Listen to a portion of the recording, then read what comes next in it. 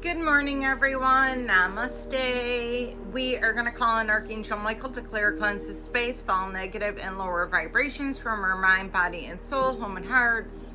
We are going to be reading out of my Obscured Principles. And again, Obscured Principles are ancient laws, modern mind, a path to remembering who you've always been and shaping what's next to come. And we're still continue reading on part 1, the invisible mechanism. Chapter 1, the hidden eye, the mind that guides you without your awareness. And it says, the subconscious, the mind that acts while you're not looking. It says, there is no need to hate the subconscious. It is not an enemy to defeat. What is needed is to learn how to dialogue with it, to recognize its voice, to distinguish what truly belongs to us from what's the echo of old memory. The subconscious can become an incredibly powerful ally, but before it can be reprogrammed, it needs to be seen.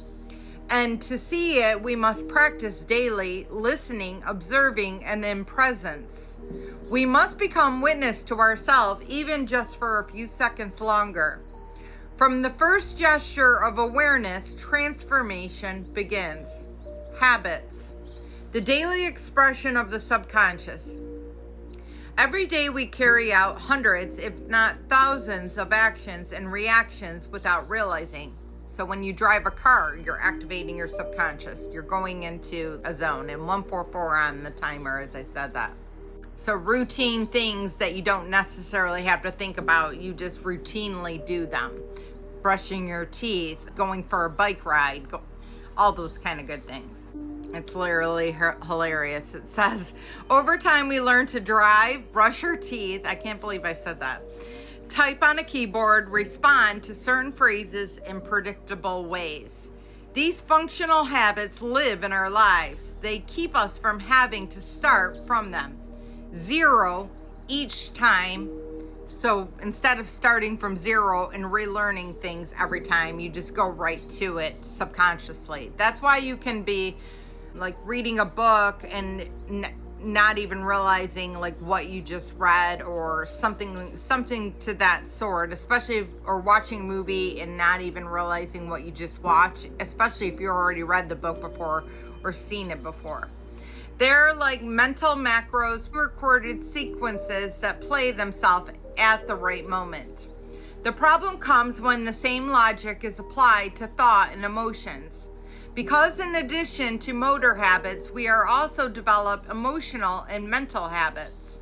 Those don't always serve us. For example, if as children we learned the expressing anger led to punishment, we may have developed the habit of repressing conflict even when it would be healthy to speak up. If we were judged for making a mistake, we may have internalized the automatic habit of self-criticism whenever something goes wrong.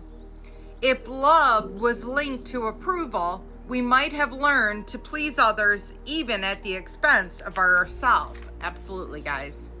These behaviors become learned patterns.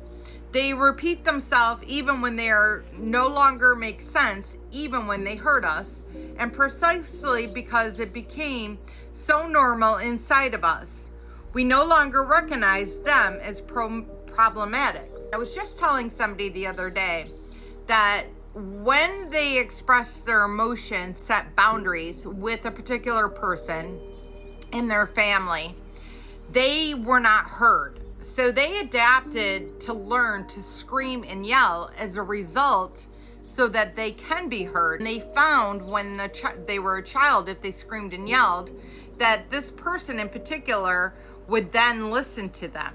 So now as an adult, they've learned also that if they scream and yell, that people will hear them and respect their boundaries. And I was telling them that they have to reprogram their mind because they're an adult now. If people don't respect your boundaries, then you just don't interact with them. If you have to interact with them, you do it very limitedly. You don't need to scream and yell to get your point across, is my point, as an adult. As a kid, that's what you learned. As an adult, that's not the case. So you have to reprogram your mind.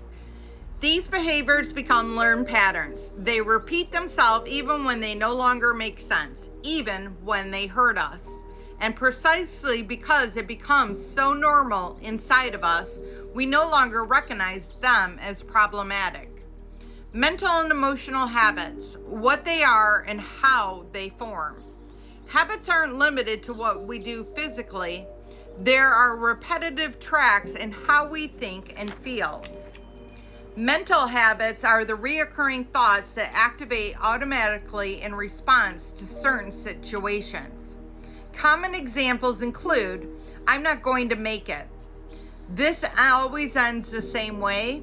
It's my fault. I'm not enough. These thoughts may feel spontaneous, but when they are often the result of years of unconscious learning, we've heard them, absorbed them, built them out of experience. By repeating them daily after day, they become mental reflexes.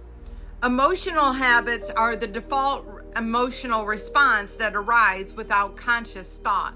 For instance, feeling guilty the moment someone gets angry, feeling afraid to speak up even when you're prepared, feeling ashamed to legitimate desires, like the need for attention or the wish for success. Even emotions, when experienced repeatedly in similar contexts, become automatic responses. They are no longer conscious choices, but survival strategies learned in the past. So I'm going to leave it at that. But absolutely, these are all things that need to be worked on. A lot of people just accept, okay, that's how I am. No, that's not the case. I've changed a lot of my bad habits. I've reprogrammed my mind to think completely differently than it ever did after a very long portion of my life of doing that. And if I can do it, anybody can do it. You might think to yourself, well, why do I need to do it? You're living in a lower vibrational consciousness if you stay in that vibration.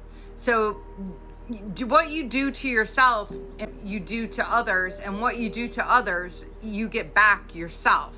If you are being negative and screaming and yelling, or not screaming and yelling, people pleasing and withholding your truth, not setting boundaries, you are not loving yourself.